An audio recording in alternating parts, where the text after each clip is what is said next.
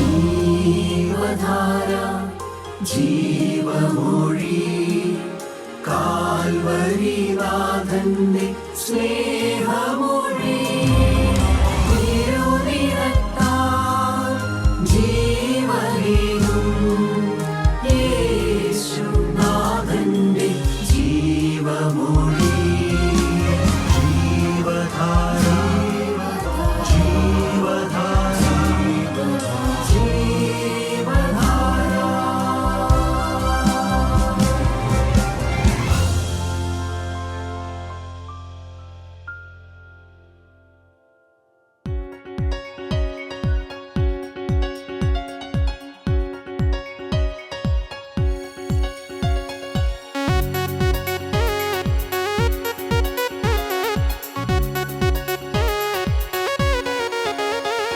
ഈ തോട്ടത്തിൽ പരിശുദ്ധനുണ്ട് നിശ്ചയമായും.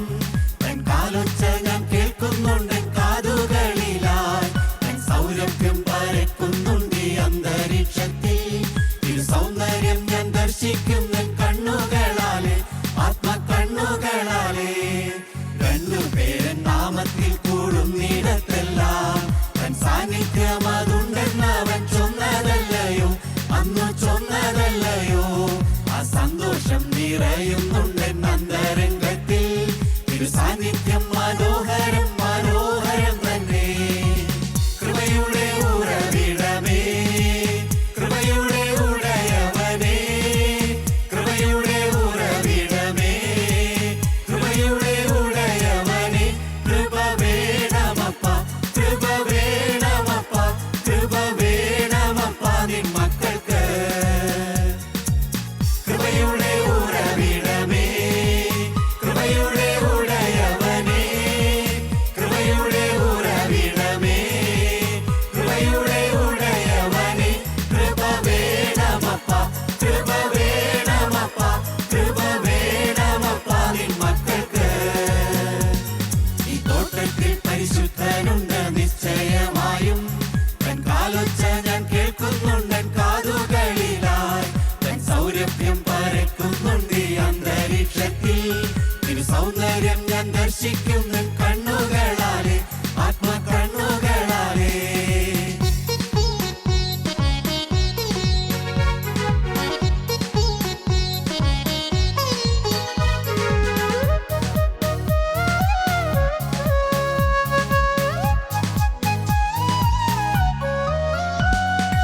അന്ധകാരം മാറുന്നു, വെളിച്ചം വീശുന്നു.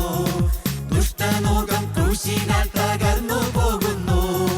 കൃപ കൃപ കൃപ എന്നങ്ങാത്തു ചൊല്ലവേ പർവ്വതങ്ങൾ കാൽക്കീഴെ സമഭൂമിയാകുന്നു. ദീനസ്വരം മാറുന്നു, നവഗാനം കേൾക്കുന്നു. പഞ്ചനം തന്നിൽ ആനന്ദിച്ചു നൃത്തം ചെയ്യുന്നു. ആ സന്തോഷം നിറയുന്നുണ്ട് അന്തരംഗത്തിൽ. തിരു സാന്നിധ്യം മനോഹരം മനോഹരം തന്നെ. കൃപയുടെ ഉറവിടമേ, കൃപയുടെ ഉടയവനേ, കൃപയുടെ ഉറവിടമേ, കൃപയുടെ ഉടയവനേ. കൃപ വേണമപ്പ, കൃപ വേണമപ്പ, കൃപ വേണമപ്പ നിൻ മക്കൾക്ക്. കൃപയുടെ ഉറവിടമേ, കൃപയുടെ ഉടയവനേ, കൃപയുടെ ഉറവിടമേ, കൃപയുടെ ഉടയവനേ. കൃപ വേണമപ്പ, കൃപ വേണമപ്പ, കൃപ വേണമപ്പ നിൻ മക്കൾക്ക്. കൃപ വേണമപ്പ, കൃപ വേണമപ്പ, കൃപ വേണമപ്പ നിൻ മക്കൾക്ക്. കൃപ വേണമപ്പ, കൃപ വേണമപ്പ, കൃപ വേണമപ്പ നിൻ മക്കൾക്ക്.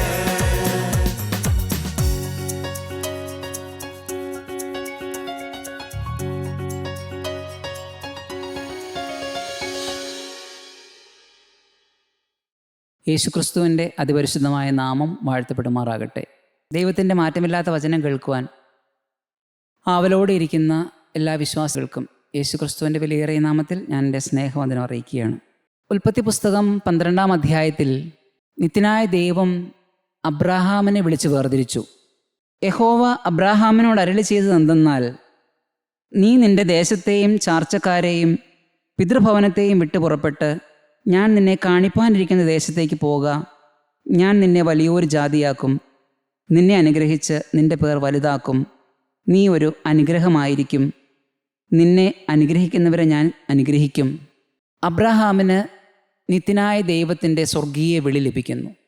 പ്രിയപ്പെട്ടവരെ, എന്തിനാണ് ദൈവം അബ്രാഹാമിനെ വിളിച്ചത്?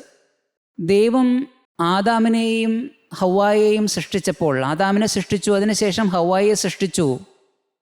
ദൈവത്തിൻ്റെ മനസ്സിലൊരു ആഗ്രഹമുണ്ടായിരുന്നു, തനിക്ക് കൊതിതീരെ അനുഗ്രഹിക്കാൻ ഒരു ജനതതി ഈ ഭൂമിയിലുണ്ടാകണം. ആ ആഗ്രഹത്തിന് അല്പം പോലും ആയുസ്സുണ്ടായിരുന്നില്ല. സാത്താൻ ഈ ആഗ്രഹം കേട്ട് അവരെ കൊണ്ട് പാപം ചെയ്യിച്ച് ദൈവത്തിൻ്റെ ആഗ്രഹത്തെ തടഞ്ഞു. പിന്നീട് നിത്യനായ ദൈവം അബ്രാഹാമിനെ വിളിച്ച് വേർതിരിക്കുകയാണ്. എന്തിനു വേണ്ടി? അനുഗ്രഹിക്കാൻ മാത്രം തുടച്ചു നിൽക്കുന്ന ദൈവത്തിൻ്റെ അനുഗ്രഹങ്ങളെ പകരുവാൻ കൊതിയോടെ ദൈവം അബ്രാഹാമിനെ വിളിച്ചു. അതാണ് എബ്രായ ജാതി, എബ്രായർ. ഒരു മനുഷ്യൻ ഈ ഭൂമിയിൽ ജീവിക്കുമ്പോൾ അവന് 3 വേരുകളാണ് ഉണ്ടാവുക. 3 വേരുകൾ. ഒന്ന്, അവൻ്റെ ഭവനത്തോടും ബന്ധുക്കളോടും അവനൊരു വേരുണ്ട്. എന്ത് സംഭവിച്ചാലും എനിക്കെൻ്റെ ഭവനവും പ്രിയപ്പെട്ടവരും ഉണ്ടാകുമെന്നുള്ളൊരു തോന്നൽ. രണ്ടാമത്, അവനായിരിക്കുന്ന സമൂഹം, അവൻ്റെ അയൽക്കാർ, അവിടെ അവനൊരു വേരുണ്ട്. മൂന്നാമത്, അവൻ്റെ ജോലി, അവൻ്റെ ധനസമ്പത്ത്, അവൻ്റെ സ്വാധീനങ്ങൾ, ഉന്നതരുമായുള്ള ബന്ധങ്ങൾ, ഇവയിലെല്ലാം ആ വ്യക്തിക്കൊരു സ്വാധീനമുണ്ട്, ഒരു വേരുണ്ട്. ഇവിടെ അബ്രാഹാമിനെ വിളിച്ചപ്പോൾ നിത്യനായ ദൈവം ഒരു കാര്യമാണ് അബ്രാഹാമിനോട് പറയുന്നത്: നിൻ്റെ വേരുകളെ നീ മുറിച്ച് പോരുക. ഒന്നിനെയും നീ നോക്കണ്ട. നിൻ്റെ പിതൃഭവനത്തെയും ചാർച്ചക്കാരെയും നിനക്കവിടെ ഉള്ളതിനെ എല്ലാത്തിനെയും വിട്ട് ഞാൻ നിന്നെ കാണിപ്പാനിരിക്കുന്ന ദേശത്തേക്ക് പോവുക. ദേശം മുൻകൂട്ടി കാണിച്ചിട്ടില്ല, കാണിപ്പാനിരിക്കുന്ന ദേശത്തേക്ക് പോവുക. അബ്രാഹാം പുറപ്പെട്ടു. അബ്രാഹാമിൻ്റെ മുൻപിൽ തിരഞ്ഞെടുപ്പുണ്ടായിരുന്നു. 2 തിരഞ്ഞെടുപ്പായിരുന്നു. അബ്രാഹാമിനെ വേണമെങ്കിൽ തിരഞ്ഞെടുക്കാം. ദൈവമേ, ഞാൻ നിൻ്റെ വിളി അനുസരിച്ച് പുറപ്പെടുന്നില്ല. ദൈവമേ, ഞാൻ നിൻ്റെ വിളി അനുസരിച്ച് പുറപ്പെടുന്നില്ല. ഞാൻ സ്നേഹിക്കുന്ന, ഞാൻ ആശ വെച്ച് വളർത്തിക്കൊണ്ടുവരുന്ന എൻ്റെ സ്ഥാപനം, എൻ്റെ ബിസിനസ്, വിഗ്രഹങ്ങൾ നിർമ്മിക്കുന്ന ബിസിനസ്, ഞാൻ അറിയുന്ന അയൽക്കാർ, ഈ ദേശവാസികൾ മുഴുവൻ എനിക്ക് നല്ല പരിചയമാണ്. എൻ്റെ സ്വാധീനമെല്ലാം ഇവയിലാണ്. അബ്രാഹാമിന് വേണമെങ്കിൽ പറയാം. പക്ഷേ അബ്രാഹാം അതൊന്നും പറയാതെ, ഒരിക്കൽ പോലും പരിചയമില്ലാത്ത ഒരു ദൈവത്തിൻ്റെ വാക്ക് കേട്ട് അബ്രാഹാം ഇറങ്ങി തിരിക്കുകയാണ്. ദൈവത്തിൻ്റെ വിളി അനുസരിച്ചു. ദൈവം പറഞ്ഞതനുസരിച്ച് ഈ ഭൂമിയോട് തന്നെ ബന്ധിച്ചിരുന്ന എല്ലാ വേരുകളെയും മുറിച്ചു മാറ്റിക്കൊണ്ട് അബ്രാഹാം പുറപ്പെട്ടു. ഇത് വായിച്ച് ചുമ്മാ പോകേണ്ട ഒരുവനല്ല ഒരു ക്രിസ്ത്യാനി. വെറുതെ വായിച്ച് ഇത് അബ്രാഹാമിന് കിട്ടിയ വിളിയാണ്, എനിക്കിത് പ്രത്യേകതയൊന്നുമില്ല, എന്നെ വിളിച്ചിട്ടില്ലല്ലോ എന്ന് പറഞ്ഞ് പുസ്തകം അടച്ചു പോകേണ്ട ഒരുവനല്ല ക്രിസ്ത്യാനി. അങ്ങനെ പോകുന്നവരനേകരുണ്ടാകാം.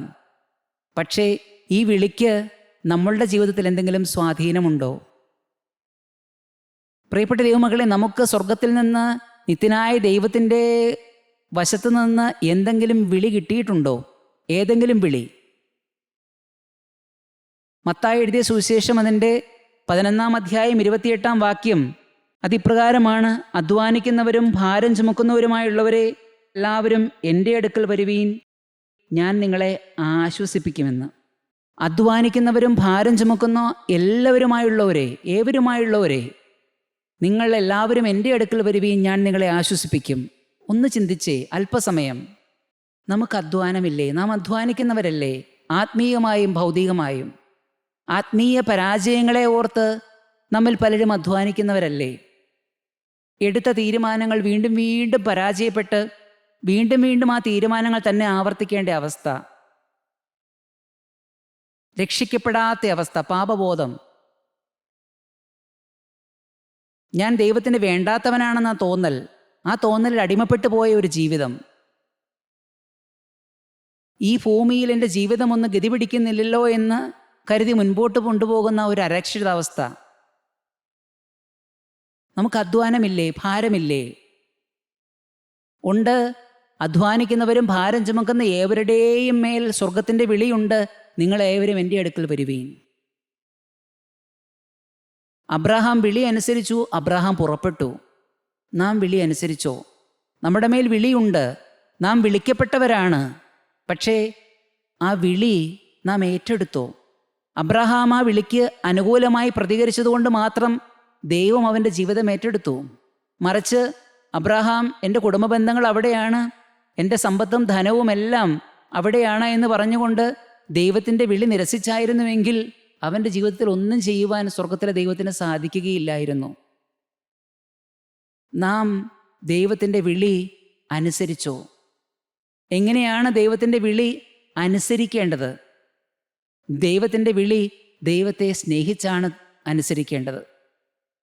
ദൈവത്തെ സ്നേഹിച്ച്. എങ്ങനെയാണ് ദൈവത്തെ സ്നേഹിക്കുക? മാനസാന്തരപ്പെട്ടാണ് ദൈവത്തെ സ്നേഹിക്കുക. വിശുദ്ധ വേദപുസ്തകത്തിൻ്റെ താക്കോൽ വാക്യം യോഹന്നാൻ എഴുതിയ സുവിശേഷം 3-ാം അധ്യായം 16-ാം വാക്യമാണ്.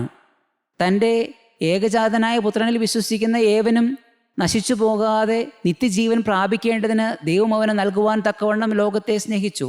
യേശുക്രിസ്തുവിൽ വിശ്വസിക്കുക. യേശുക്രിസ്തുവിൽ വിശ്വസിക്കുക എന്ന് പറഞ്ഞാൽ എന്താണ്? എൻ്റെ ചില ആവശ്യങ്ങൾ നടത്താനുള്ള ഒരു ഉപകരണം മാത്രമല്ല യേശുക്രിസ്തു. മറിച്ച് ഞാനൊരു പാപിയായിരുന്നു. എൻ്റെ ചിന്തകൾ മലിനമായിരുന്നു, എൻ്റെ പ്രവൃത്തികൾ മലിനമായിരുന്നു. ഞാൻ ആഗ്രഹിക്കാതിരുന്നിട്ടും എൻ്റെ ഉള്ളിൽ കൂടെ വന്നുകൊണ്ടിരുന്നത് പാപമാണ്. അങ്ങനെ പാപിയായിരുന്ന എന്നെ ഞാൻ ചെയ്തു കൂട്ടിയ പാപങ്ങൾക്ക് പരിഹാരം ക്രൂസിന്മേൽ വരുത്തി. യേശുക്രിസ്തുവിൻ്റെ ബലി കൊണ്ട് അത് കുരിശിൽ നിർവഹിക്കപ്പെട്ടു. ഇനി ഞാൻ തെറ്റുകൂടാതെ ജീവിക്കും. ഈ 3 കാര്യങ്ങൾ ഒരുവൻ്റെ ജീവിതത്തിൽ വന്നാൽ അവൻ മാനസാന്തരപ്പെട്ടവനായി, അവൻ യേശുക്രിസ്തുവിൽ വിശ്വസിച്ചവനായി.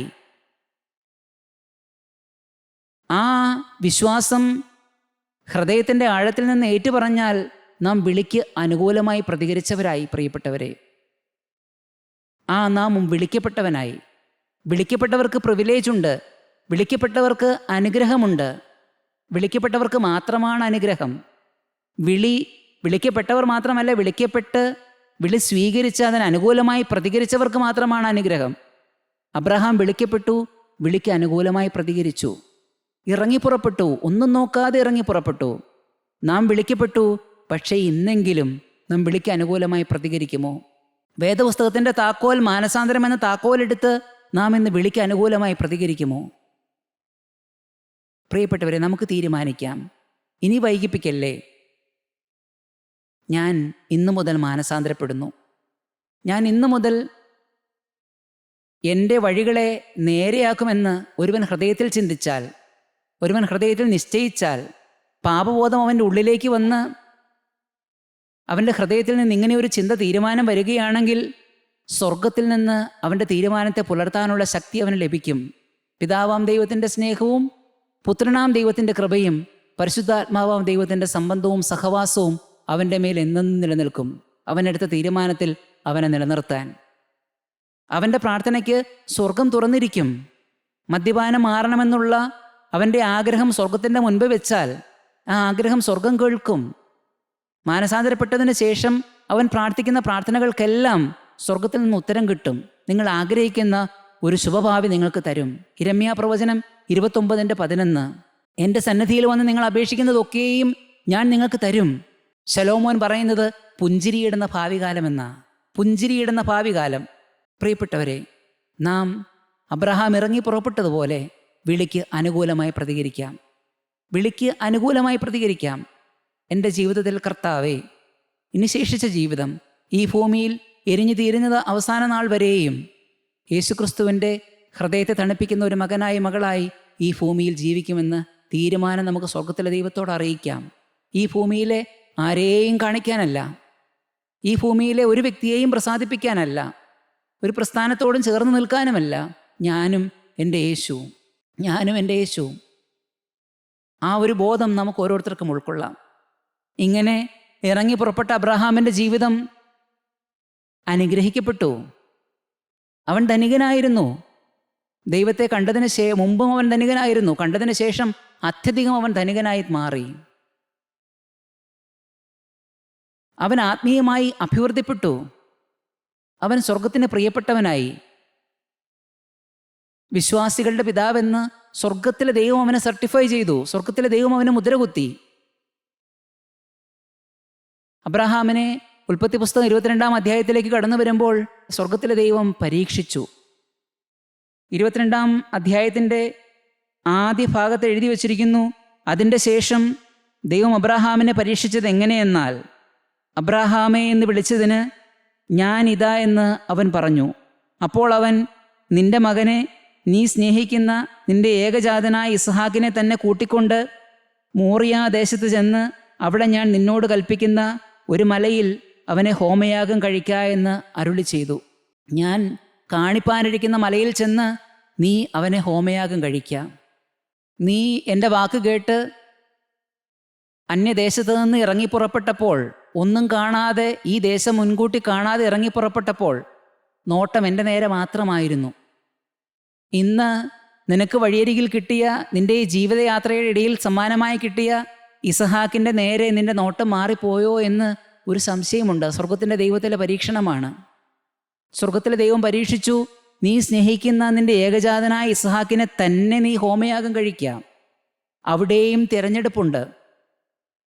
ദൈവമേ, ഞാൻ ഹോമയാഗം കഴിക്കുന്നില്ല, എൻ്റെ മകനെയും കൊണ്ട് ഞാൻ ഈ ഭൂമിയിൽ ജീവിച്ചു കൊള്ളാം. അബ്രഹാമിന് വേണമെങ്കിൽ പറയാം. പക്ഷേ അവൻ്റെ ഹൃദയം വിശ്വാസം കൊണ്ട് നിറഞ്ഞതായിരുന്നു. അവൻ്റെ ഹൃദയം അവനോട് തന്നെ പറഞ്ഞു, ഞാൻ യാഗം കഴിച്ചില്ല എങ്കിൽ എൻ്റെ ഹൃദയവും ദൈവത്തിൻ്റെ ഹൃദയവും തമ്മിൽ അകലുമെന്ന് അവനൊരു നിർണയം ഉണ്ടായിരുന്നു. അത്രയും നാളത്തെ നിത്യനായ ദൈവവുമായുള്ള സഹവാസം കൊണ്ട്, നിത്യനായ ദൈവത്തിൻ്റെ സന്നിധിയിൽ അവൻ കഴിച്ച പ്രാർത്ഥനകൾ കൊണ്ട് അവൻ നേടിയെടുത്തൊരു വിശ്വാസം ഉണ്ടായിരുന്നു. എന്താണ് വിശ്വാസം? ഈ ദൈവം വിശ്വസിക്കാൻ കൊള്ളാവുന്നവനാണ്.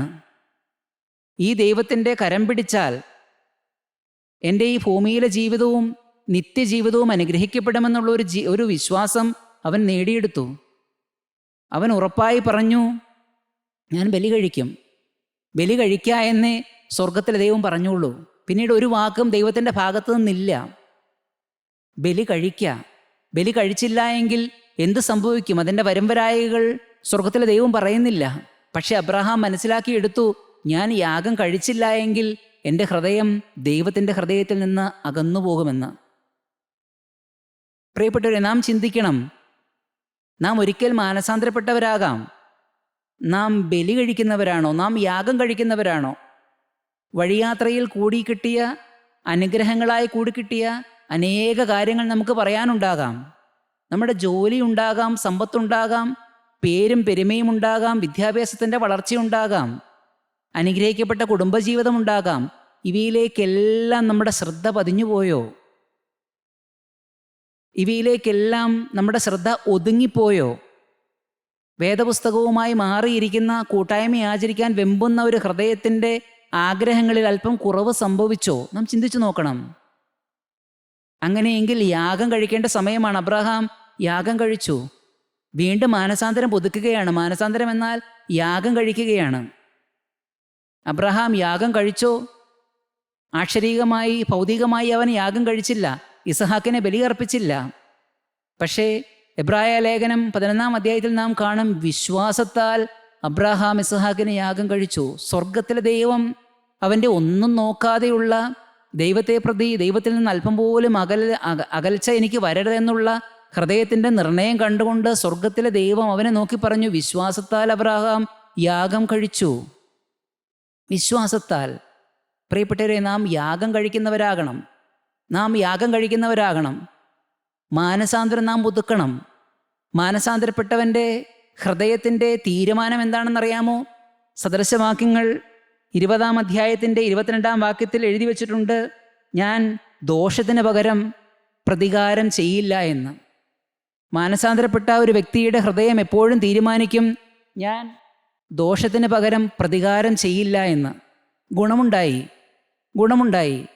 അബ്രാഹാമിൻ്റെ മുൻപിൽ അബ്രാഹാമിൻ്റെ മാനസാന്തര ജീവിതം കണ്ട് വളർന്നു വന്ന ഒരു കുഞ്ഞ് ഇസഹാക്ക് ആ വീട്ടിലുണ്ടായിരുന്നു. ഒരു കുഞ്ഞ് ഇസഹാക്കുണ്ടായിരുന്നു. ആ ഇസഹാക്കിലേക്ക് മാനസാന്തരത്തിൻ്റെ ബാലപാഠങ്ങൾ അബ്രാഹാമിൻ്റെ ജീവിതത്തിൽ നിന്ന് പകർന്നു കൊടുത്തു. മാതാപിതാക്കളായി ഈ ഭൂമിയിൽ ജീവിക്കുമ്പോൾ വലിയൊരു വീട് പണിയുക എന്നുള്ളത് മാത്രമാണോ എന്നിൽ നിക്ഷിപ്തമായിരിക്കുന്ന ഉദ്ദേശം? മക്കളെ വലിയ പൈസ കൊടുത്ത് ഉന്നത വിദ്യാഭ്യാസം നേടിക്കൊടുക്കുക എന്നുള്ളത് മാത്രമാണോ എൻ്റെ പിതാവല്ലെങ്കിൽ മാതാവെന്നുള്ള നിലയിലുള്ള എന്നിൽ നിക്ഷേപിച്ച സ്വർഗത്തിൻ്റെ ഉദ്ദേശം? നാം ചിന്തിക്കണം. മറിച്ച് വിശ്വാസം, മാനസാന്തരം, യേശുക്രിസ്തുവിന് പ്രീതികരമായ ഒരു ജീവിതം, ഈ ബാലപാഠങ്ങളെല്ലാം നാം നമ്മുടെ തലമുറയ്ക്ക് പകർന്നു കൊടുക്കുന്നുണ്ടോ? അബ്രാഹാം മാനസാന്തരപ്പെട്ട ഒരു ജീവിതം ഈ ഭൂമിയിൽ നയിച്ചു. അവൻ്റെ തീരുമാനം ഇതായിരുന്നു, ഞാൻ ദോഷത്തിന് പകരം പ്രതികാരം ചെയ്യില്ല. ഇസഹാക്ക് ഇത് കണ്ടു വളർന്നു. തൻ്റെ ജീവിതം സ്വർഗത്തിലെ ദൈവം പ്രസാദിച്ച ഒരു ജീവിതമാണ്, സ്വർഗത്തിലെ ദൈവം ദാനമായി കൊടുത്ത ഒരു ജീവിതമാണ് എന്ന് ആ കുഞ്ഞ് ചെറുപ്പത്തിലെ തന്നെ തിരിച്ചറിഞ്ഞിരുന്നു. അവൻ വിവാഹം കഴിച്ചു. ഉൽപ്പത്തി പുസ്തകം 25-ാം അധ്യായത്തിൻ്റെ 21-ാം വാക്യത്തിൽ ഇസഹാക്ക് മനസ്സിലാക്കി തൻ്റെ ഭാര്യ ഗർഭിണിയാവുകയില്ല. വിവാഹം കഴിച്ചു, തൻ്റെ ഭാര്യ ഗർഭിണിയാവുകയില്ല. 25-ാം അധ്യായത്തിൻ്റെ 21-ാം വാക്യത്തിൽ ആ കാര്യം ഇസഹാക്ക് തിരിച്ചറിഞ്ഞപ്പോൾ ഇസഹാക്ക് ഒരു കാര്യം ചെയ്തു. അവൻ ആരോടും പരാതി പറയാൻ ചെന്നില്ല. മാനസാന്തരപ്പെട്ട ഒരു പിതാവിൽ നിന്ന് അവൻ ഉൾക്കൊണ്ട പാഠം അവൻ പ്രവൃത്തിപഥത്തിൽ വരുത്തുകയാണ്. തൻ്റെ ഭാര്യ മച്ചിയായിരുന്നതുകൊണ്ട് ഇസഹാക്ക് അവൾക്ക് വേണ്ടി യഹോവയോട് പ്രാർത്ഥിച്ചു. യഹോവ അവൻ്റെ പ്രാർത്ഥന കേട്ടു. പിറുപിറുക്കേണ്ട ആവശ്യമില്ല. ജീവിതത്തിൽ പ്രശ്നങ്ങളും ബുദ്ധിമുട്ടുകളും നേരിടുമ്പോൾ മാനസാന്തരപ്പെട്ടവൻ്റെ ജീവിതത്തിലേക്കും ഇതെല്ലാം സംഭവിക്കാമെന്ന് ഇസഹാക്ക് മനസ്സിലാക്കിയിരുന്നു. അപ്പോൾ പ്രതിവിധി ഒന്നേയുള്ളൂ എന്ന് അവൻ മനസ്സിലാക്കി. അവൻ്റെ ഭാര്യയ്ക്ക് വേണ്ടി പ്രാർത്ഥിച്ചു. വേദപുസ്തകത്തിൽ തൻ്റെ ഭാര്യയ്ക്ക് വേണ്ടി പ്രാർത്ഥിച്ച ആദ്യത്തെ ഭർത്താവാണ് ഇസഹാക്ക്. പ്രിയപ്പെട്ടവരെ, അബ്രഹാം മാനസാന്തരപ്പെട്ടു. ആ മാനസാന്തരം തലമുറകളിലേക്ക് വിനിമയം ചെയ്യപ്പെട്ടു. നാം ഓരോരുത്തരുടെയും വീട്, നമ്മുടെ ഓരോരുത്തരുടെയും ഭവനങ്ങൾ, നമ്മുടെ ഓരോരുത്തരുടെയും തലമുറകൾ അനുഗ്രഹിക്കപ്പെട്ടതായിരിക്കണം. മാനസാന്തരപ്പെട്ട കുഞ്ഞുങ്ങളും തലമുറകളും ഉണ്ടാകണം. ആ ഒരു ആഗ്രഹത്തോടെ, ആ ഒരു സമർപ്പണത്തോടെ എല്ലാ ദിവസവും പ്രാർത്ഥിക്കുന്നവരായിരിക്കണം നാം. അതല്ലാതെ ഈ ഭൂമിയിൽ ചില നേട്ടങ്ങളുടെ നേരെ മാത്രം നമ്മുടെ ആഗ്രഹങ്ങളും പ്രാർത്ഥനകളും ഒതുങ്ങി നിൽക്കരുത്. അബ്രാഹാം മരിച്ചു. അബ്രാഹാം തൻ്റെ കൃഷിക്കും മൃഗസമ്പത്തിനും എല്ലാമായിട്ട് കുഴിച്ച കിണറുകളുണ്ടായിരുന്നു ദേശത്ത്. 26-ാം അധ്യായത്തിൻ്റെ 18-ാം വാക്യത്തിൽ ഇങ്ങനെ കാണുന്നു, തൻ്റെ പിതാവായ അബ്രാഹാമിൻ്റെ കാലത്ത് കുഴിച്ചതും അബ്രാഹാം മരിച്ച ശേഷം ഫെലിസ്തീർ നികത്തിക്കളഞ്ഞതുമായ കിണറുകൾ ഇസഹാക്ക് പിന്നെയും കുഴിച്ചു. മാനസാന്തരപ്പെട്ട ഇസഹാക്ക് പകരം ചെയ്യാൻ പോയില്ല. കിണർ മൂടിക്കളഞ്ഞ ഫെലിസ്തരോട് യുദ്ധം ചെയ്യുവാനോ അവരോട് മത്സരിക്കുവാനോ അവരെ കൊണ്ട് വീണ്ടും കിണറുകളെ കുഴിപ്പിക്കുവാനോ ഇസഹാക്ക് പകരം ചോദിക്കുവാനോ ഒന്നും പോയില്ല. ഒരു കിണർ മൂടുന്നത് എന്തെല്ലാം വൃത്തിഹീനമായ കാര്യങ്ങൾ കൊണ്ടിട്ടുണ്ടാകാം. വലിയൊരു കിണർ മൂടുന്നത് അതെല്ലാം അബ്രാഹാം തൻ്റെ ജോലിക്കാരെ ഉപേക്ഷിച്ച് കോരി വൃത്തിയാക്കുകയാണ്, പകരം ചെയ്യാതെ. പ്രിയപ്പെട്ട ദൈവമക്കളെ, നല്ലൊരു തലമുറ സ്വന്തം ഭവനത്തിൽ ഉണ്ടായി വരികയാണ്. മാനസാന്തരത്തിൻ്റെ നല്ല ഫലങ്ങൾ കായ്ക്കുന്ന തലമുറ സ്വന്തം ഭവനത്തിൽ ഉണ്ടായി വരികയാണ്. എന്താണ് മാനസാന്തരപ്പെട്ടവൻ്റെ തീരുമാനം? ഞാൻ ദോഷത്തിന് പകരം പ്രതികാരം ചെയ്യില്ല. മാനസാന്തരപ്പെട്ടവൻ എപ്പോഴും നിത്യന്യായവതിയെ നോക്കിക്കൊണ്ടായിരിക്കും ഈ ഭൂമിയിൽ ജീവിക്കുക. ഞാനൊരു ന്യായവിധിയെ നേരിടേണ്ടവനാണ്. ഞാൻ ഉറപ്പായും അഭിമുഖീകരിക്കേണ്ട ഒരു ന്യായവിധി ഉണ്ടാകും. ആ ഒരു ബോധത്തിലായിരിക്കും അവൻ ഈ ഭൂമിയിൽ ജീവിക്കുക. ഇയ്യോബിൻ്റെ പുസ്തകത്തിൽ ഇയ്യോബ് ചോദിക്കുന്ന ഒരു ചോദ്യമുണ്ട്. സർവശക്തൻ ശിക്ഷാസമയങ്ങളെ നിയമിക്കാത്തതും അവൻ്റെ ഭക്തന്മാർ അവൻ്റെ വിസ്താര ദിവസങ്ങളെ കാണാതിരിക്കുന്നതും എന്ത്? മാനസാന്തരപ്പെട്ടവൻ അങ്ങനെയല്ല. ഒരു വിസ്താര ദിവസത്തെ മുൻകൂട്ടി കണ്ടുകൊണ്ട് ഈ ഭൂമിയിൽ ജീവിക്കും. മുൻകൂട്ടി കണ്ടുകൊണ്ട് ഞാൻ ഉറപ്പായും അഭിമുഖീകരിക്കാൻ പോകുന്ന ഒരു മരണമുണ്ട്. ആ മരണത്തിന് ശേഷം ഞാൻ ഉറപ്പായും നേരിടേണ്ടി വരുന്ന ഒരു വിസ്താര വേളയുണ്ട്. ആ വിസ്താരവേളയിൽ എൻ്റെ മുഖം കുനിഞ്ഞിരിക്കുമോ, അതോ എൻ്റെ മുഖം സന്തോഷത്തോടെ ഇവൻ എൻ്റെ ഹൃദയത്തെ തണുപ്പിച്ചവനെന്നുള്ളൊരു വാക്ക് കേൾക്കുമോ? ആ ഒരു വിസ്താര ദിവസത്തെ മുൻകൂട്ടി കണ്ടുകൊണ്ട് ദിനചര്യകളെ അടക്കി ഒതുക്കി ജീവിക്കുന്നവനായിരിക്കും മാനസാന്തരപ്പെട്ടവൻ. അവൻ്റെ ഹൃദയത്തിലെ തീരുമാനങ്ങൾ സ്വർഗത്തിലെ ദൈവത്തോട് അവൻ അറിയിച്ചുകൊണ്ടിരിക്കും. മാനസാന്തരപ്പെട്ടവന് ഗുണങ്ങളുണ്ട്. എന്താണ് മാനസാന്തരപ്പെട്ടവന് കിട്ടുന്ന ഗുണങ്ങൾ? അവൻ്റെ പ്രാർത്ഥന മാത്രമേ സ്വർഗത്തിലെ ദൈവം കേൾക്കുകയുള്ളൂ. അവൻ ഹൃദയത്തിലെടുത്ത തീരുമാനങ്ങളെ പുലർത്തുവാൻ സ്വർഗത്തിൻ്റെ അനുഗ്രഹം എപ്പോഴും കൂടെ ഉണ്ടായിരിക്കും. ന്യായപ്രമാണ കാലഘട്ടത്തിൽ അങ്ങനെ ഒരു അനുഗ്രഹം ഇല്ലായിരുന്നു. ന്യായപ്രമാണത്തിൽ ചിറകില്ലാതെ പറക്കാൻ നിർബന്ധിക്കുമായിരുന്നു. പക്ഷേ കൃപായുഗത്തിൽ ചിറക് തന്നിട്ടാണ് നമ്മളോട് പറക്കാൻ ആവശ്യപ്പെടുക. ചിറക് തന്നിട്ടാണ് പറക്കാൻ ആവശ്യപ്പെടുക. വിശുദ്ധിയിൽ നിൽക്കാനുള്ള ശക്തി സ്വർഗത്തിൽ നിന്ന് അയച്ചു തന്നിട്ടാണ് വിശുദ്ധിയിൽ നിൽക്കാൻ ആവശ്യപ്പെടുക. പ്രിയപ്പെട്ടവരെ, നാം ഇന്ന് എൻ്റെ അരുതാത്ത സ്വഭാവം എൻ്റെ ജീവിതത്തിലുണ്ട് എന്ന് കണ്ടുപിടിച്ച് വ്യക്തമായ അതിൽ നിന്നൊരു മോചനം കിട്ടണമെന്നുള്ള ഒരു ആഗ്രഹത്തോടു കൂടി സ്വർഗത്തിൻ്റെ സന്നിധിയിൽ നാം പ്രാർത്ഥിച്ചാൽ പ്രാർത്ഥനയ്ക്ക് ഉത്തരം കിട്ടിയിരിക്കും. അതിൽ തുടർന്നു പോകാനുള്ള ശക്തി നമുക്ക് കിട്ടിയിരിക്കും. മാനസാന്തരത്തെ തുടർന്ന് ഉൾക്കൊള്ളേണ്ടതായ തീരുമാനങ്ങളെ സ്വർഗത്തിലെ ദൈവം നമ്മുടെ ഉള്ളിലേക്ക് നിറയ്ക്കും. ദോഷത്തിന് പകരം പ്രതികാരം ചെയ്യില്ല എന്നുള്ള തീരുമാനം നമ്മുടെ ഹൃദയത്തിലേക്ക് നിറയ്ക്കും സ്വർഗത്തിലെ ദൈവം. ദൈവത്തിൻ്റെ ഇഷ്ടം ചെയ്യുവാൻ പ്രിയപ്പെടുന്ന ഒരു ഹൃദയം നമ്മളിൽ ഉണ്ടാകും. പ്രിയപ്പെട്ട ദൈവമക്കളെ, നാം ഓരോരുത്തരും ആഗ്രഹിക്കണം, ഞാൻ ഇന്നു മുതൽ ദോഷത്തിന് പകരം പ്രതികാരം ചെയ്യില്ല. എൻ്റെ ഭവനത്തിൽ വളർന്നു വരുന്ന ഒരു കുഞ്ഞു തലമുറയുണ്ട്. അവർക്ക് വേണ്ടി വലിയ ബാങ്ക് ബാലൻസോ വലിയ സ്വത്തുക്കളോ ഒന്നും ഈ ഭൂമിയിൽ അവശേഷിപ്പിച്ചിട്ട് പോകാൻ എനിക്ക് ഇടവന്നില്ലെങ്കിലും, അല്ല അതൊന്നും നേടുവാനോ അതൊന്നും ഇവിടെ ഇട്ടിട്ട് പോകാനോ അല്ല എന്നെ സൃഷ്ടിച്ചിരിക്കുന്നത് എന്നുള്ള ഉദ്ദേശം മനസ്സിലാക്കി മാനസാന്തരത്തിൻ്റെ ആ വലിയ പാരമ്പര്യം തലമുറയ്ക്ക് കൈമാറിക്കൊണ്ട് മുൻപോട്ട് പോകുവാൻ കർത്താവായ യേശുക്രിസ്തുവിൻ്റെ സന്നിധിയിൽ നമുക്ക് ഓരോരുത്തർക്കും പ്രാർത്ഥിക്കാം. മാനസാന്തരം എന്ന താക്കോലെടുത്തുകൊണ്ട് നമുക്ക് പ്രാർത്ഥിക്കാം. എന്താണ് മാനസാന്തരം? മാനസാന്തരം എന്നത് നന്നായി ജീവിക്കുക എന്നത് മാത്രമല്ല, മറിച്ച് കാൽവറി ക്രൂശുമായി ബന്ധിപ്പിച്ചുകൊണ്ടാണ് നമ്മുടെ മാനസാന്തരം പൂർണ്ണമാകുന്നത്. നല്ലവനായ ദൈവം മുൻപേ അവൻ്റെ പദ്ധതി പ്രകാരം അവൻ്റെ സ്വന്തം പുത്രനെ നമുക്ക് വേണ്ടി ബലിയർപ്പിച്ചു കാൽവറി ക്രൂശിൽ. ആ ബലിയിൽ നാം ആഴത്തിൽ വിശ്വസിക്കുന്നു. ഇനി ഞാൻ പാപം ചെയ്യുകയില്ല എന്നുള്ള തീരുമാനം സ്വർഗത്തോട് ഏറ്റുപറയുന്നു, സ്വർഗത്തോട് ആവർത്തിച്ച് പറയുന്നു. പ്രിയപ്പെട്ടവരെ, നമുക്ക് മാനസാന്തരപ്പെട്ടവരാകാം. മാനസാന്തരത്തിൻ്റെ സന്തോഷവും ഗുണങ്ങളും തീരുമാനങ്ങളും എല്ലാം അനുഭവിച്ചുകൊണ്ട് ഫലഭൂയിഷ്ടമായ ഒരു ജീവിതം, ഫലസമൃദ്ധമായ ഒരു ജീവിതം, തലമുറയ്ക്ക് നോക്കിക്കാണേണ്ട ഒരു മാതൃകാ ജീവിതം ഈ ഭൂമിയിൽ അവശേഷിപ്പിച്ചുകൊണ്ട് നമുക്ക് ഈ ഭൂമിയിലെ ജീവിതം അവസാനിപ്പിക്കുവാൻ സ്വർഗത്തിലെ ദൈവം ഇടവരുത്തട്ടെ എന്ന് മാത്രം ആശംസിച്ചുകൊണ്ട് പ്രാർത്ഥിച്ചുകൊണ്ടും ഞാൻ എൻ്റെ വാക്കുകൾ നിർത്തുന്നു. ദൈവനാമം മാത്രം മഹത്വപ്പെടട്ടെ.